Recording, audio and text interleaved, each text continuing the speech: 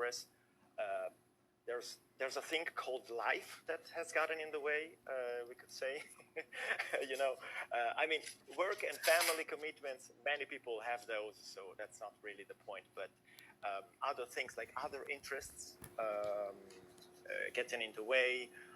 Also, like I'm no longer the youngest one around, so I think at my age, probably health becomes a more important factor, something that you want to spend time and make efforts to nurture. And so I've been exercising more, doing sports every single weekend, paying attention to more healthy food. So a lot of different things. I did try to learn a new language last year. I started learning Turkish in January 2024, but it lasted a whopping 2 months, and then I had to stop. So if I were to go back to learning Turkish, I would have to start from scratch again. So it's just the way it is, right? Some phases of our lives are easier. Some others are more challenging, and it's okay. But I've been trying to maintain my languages as much as I could, and not even doing a great job at that, to be honest. Whatever. No, you're doing excellent. I think you're someone who's very relatable, because as a father of children as well, it can get difficult to squeeze language learning, especially if you are a casual language learner, into your daily life. So thank you for the openness and the honesty there about, hey, these last few years haven't been the greatest in terms of actually learning languages. Excellent. So now we go to Richard.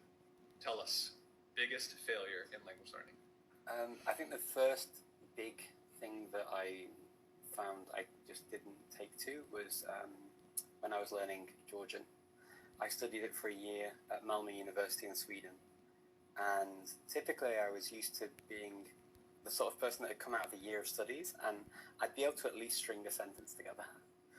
And whilst I was able to understand the mechanics of how it worked from what I was taught, I wasn't able to really put the language together in any way that meant anything. And so I realized, oh, well, no, I can't really speak this.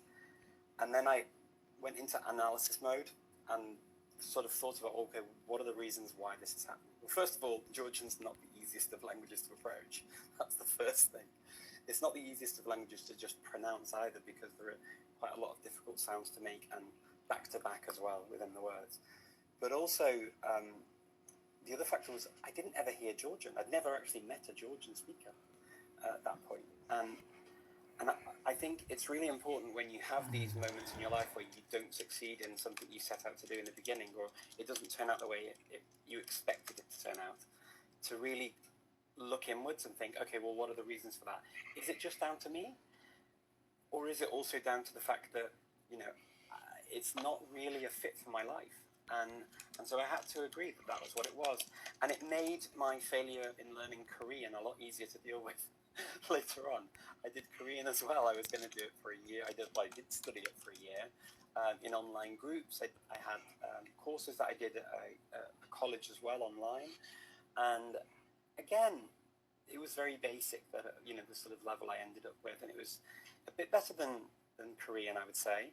But now it's all completely gone, and you kind of have to then live with the fact that you'll learn something and it will completely disappear.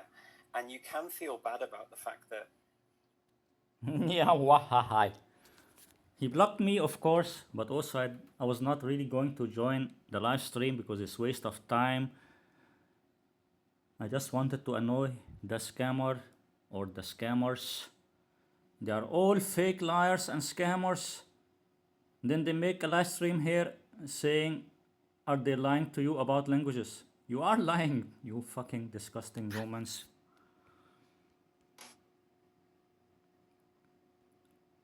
You are lying, you fucking disgusting humans.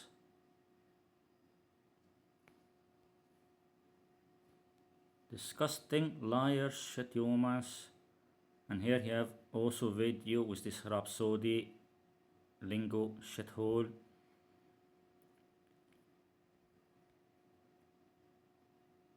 From Babel to fluent, my language skills over the years. Then on the thumbnail it says 17 years later. I think you mean 17 years of lying to people and fooling people and scamming people, and those other people with you in the live stream are also fake liars and scammers. The scammers making a live stream asking if they're lying to you, but of course they will not say that they're lying to you because they are liars and scammers. They will not tell you the truth. Some disgusting shit humans.